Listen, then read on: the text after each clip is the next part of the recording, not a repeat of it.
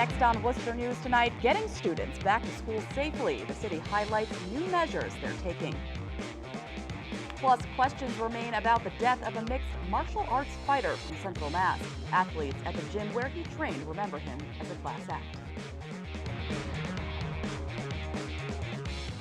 Thanks for joining us tonight. I'm Catherine Rioli. Summer may be ending for some college students, and it's welcome news to businesses around the city's many campuses. The return of thousands of students has already begun, with more moving in this weekend. They provide a boost to the local economy, including the shops and restaurants in one city neighborhood. Our Anna Botari found some of the local businesses happy to see the students return. Book bags strapped to backs. The first sign college kids are back in town. I'm thrilled to be back. Students aren't the only ones happy to return.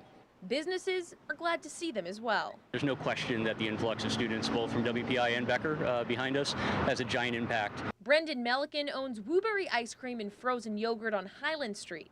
He says when students come back to town, businesses on the street see a different type of customer. We've become very much a driving city, so there's never there's always a flow of traffic out here, but the foot traffic is what's fantastic, seeing bodies out on the street making use of the neighborhood. Just a few doors down is Tech Pizza. Owner Paul Batzes says he looks forward to students returning each fall. All the fraternity, the football team, the basketball team, they give us good orders. It's fantastic. When it's not freezing out, there are a lot of places nearby that my friends and I love to go to. There's Boomers down the street. The Fix is a local favorite. Best burgers I've ever had. Now, interesting to note, Wooberry makes all of their ice cream homemade, so Melican says it's safe to say he won't be sleeping much. Well, at least until November. Catherine? All right, Anna, thank you for that.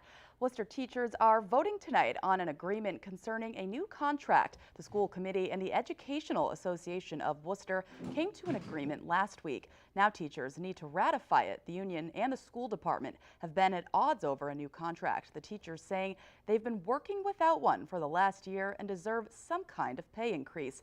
Prior to the vote tonight, the EAW's president says the city's teachers' concerns are being heard. A and B bargaining units have come out to voice their opinions on whether they agree with the package that we've put forth to them or not. So it's good. As you can see, we've got a tremendous turnout, which is awesome because this union has had new life breathed into it, and that's a good thing. Educators are being heard now. Under the proposed agreement, teachers would receive a 1% pay increase retroactive to the last school year. They would get a 1% increase at the start of this year with another % raise in the middle of the school year. There are similar increases factored into the contract, which, if ratified, would run through 2020. And Worcester Public School students head back to school next week. Today, the city is highlighting the important measures they're taking to keep thousands of students safe. Rosalind Flaherty has the details. 25,000 Worcester Public School students will head back to class Monday morning. The city wants to make sure every child gets there safely. If everybody just thought about it as if it was your child on the street or your grandchild on the street and brought that same level of care and concern, I think we would have a great school year. Thursday, the city held a press conference at Belmont Community School outlining safety efforts.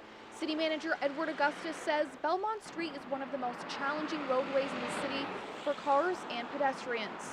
As a city, we've worked hard to fix that with better street markings, better signage, more enforcement. Superintendent Maureen Benenda says they will be adding 50 pedestrian signs at crosswalks near schools. Another visual for people to know this is a crosswalk, and we have to stop if we see children at it. Over the past 2 years, the Department of Public Works has repainted more than 2,000 crosswalks. The DPW will install 20 more new flashing pedestrian crossing signs this month. Making sure that every part of the city that's impacted by these dangerous intersections have these flashing lights. Police Chief Stephen Sargent says the department will be increasing patrols around school zones. He says drivers and pedestrians need to pay attention to what's going on around them. No texting and driving, and the other side is no texting and walking. Keep your headphones off, keep your, texting, keeping forward, be focused on getting to and from wherever you're going. Rosalind Flaherty, Worcester News Tonight. An update on the man accused of killing Vanessa Marcotte. Thursday, he had a pre-trial conference hearing for a murder charge in Worcester Superior Court. Angelo Cologne Ortiz's appearance was waived by his lawyer for today's hearing and the next one on October 5th. The 31-year-old Worcester man was indicted on a murder charge in June. He was initially charged with aggravated assault and battery and assault with attempt to rape in Marcotte's killing.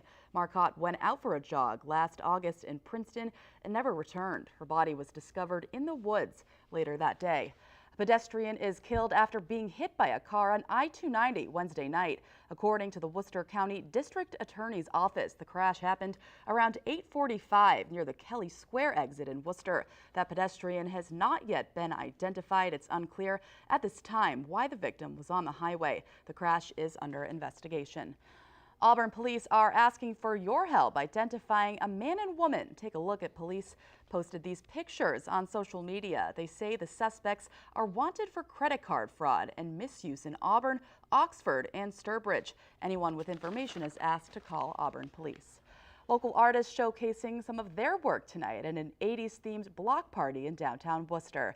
Worcester Windows is a gallery exhibition featuring work from local artists. Paris of the 80s was the theme for tonight's event, sponsored by the City of Worcester and The Grid. Many were out enjoying the art and Parisian-themed refreshments. Doorbell is one of several sponsors of Worcester Windows. CEO Ben Pleat says it's a great way to get people downtown. So we thought there's an 80s event happening right here in the Common. Why not actually bring Paris right here to Franklin Street? So we have tons of Parisian fare, brie cheese, we've got croissants, and really trying to give people an immersive experience to kind of be with the community. Windows is an initiative of the Worcester Cultural Coalition and the Cultural Development Office, where they look to reimagine spaces, activate spaces, and engage passing by audiences with art they may not have even noticed before. The opportunity to not only play on the idea of being the Paris of the 80s and being a cultural hub that the city of Worcester is, but also to highlight a really important and transformative time in American culture. Tonight's event was part of the Make Art Everywhere campaign. The art will continue tomorrow as Powwow Wooster kicks off in the city. New tonight, we're hearing from several mixed martial arts fighters who trained alongside Rondell Clark. The 26-year-old from Sutton died after competing in an MMA event earlier this month. Our Brittany Schaefer has more. Worcester mixed martial arts still in shock a week after learning an MMA fighter who went to their gym died after a fight. I saw, all over Facebook, unfortunately, that it was him, and it was just tragic. A lot of shock because you hear these stories, but you never really hear them hitting too close to home, right? And it's like, I just saw that person, and it's that feeling of, wonder, like, how? Sutton resident Rondell Clark died last Tuesday. Sources say the 26-year-old was cutting weight for the fight and was dehydrated. When you're cutting all that weight, there's not a lot protecting your brain. There's not a lot of water for the metabolic function of the organs. It gets really dangerous. If you have a person that could be 210 pounds that's lean, cut 10 pounds of water weight, and then the person's going to have a physical advantage over that person. Both Worcester MMA's Dan Simler and Max Simone compete in the combat sport. They say like any sport, MMA can be dangerous. Mixed martial arts fight, I broke my jaw. I've had minor injuries with ankles and things like that. I've never seen any lasting injuries. I've had some of my own, and it usually comes from overwork. Simler says Clark was a class act and he will be missed at their gym. Everything I knew about him was just a stand-up guy, super respectful, always willing to help out and here on the few classes that he was here. Was never disrespectful in any of the competitions he's done here, and he was always exciting to watch fight. Very, had a lot of heart and a lot of drive. Brittany Schaefer, Worcester News Tonight. It was a beautiful summer day today, but for some looking to cool down at Lake Quisigamond, it wasn't as nice. The lake remains closed to swimmers after a sewage leak at a pumping station earlier this week. The city says bacteria from the overflow can increase the risk of getting sick if the contaminated water is consumed. One woman we spoke with says she hopes the lake opens again soon. I would love to go in because it's a little warm today. I would love to put my feet in, but I will not do that. Just sit by the water and read and relax. Shrewsbury says the restriction on boating has been lifted, but swimming is still prohibited. Worcester says they will be testing the water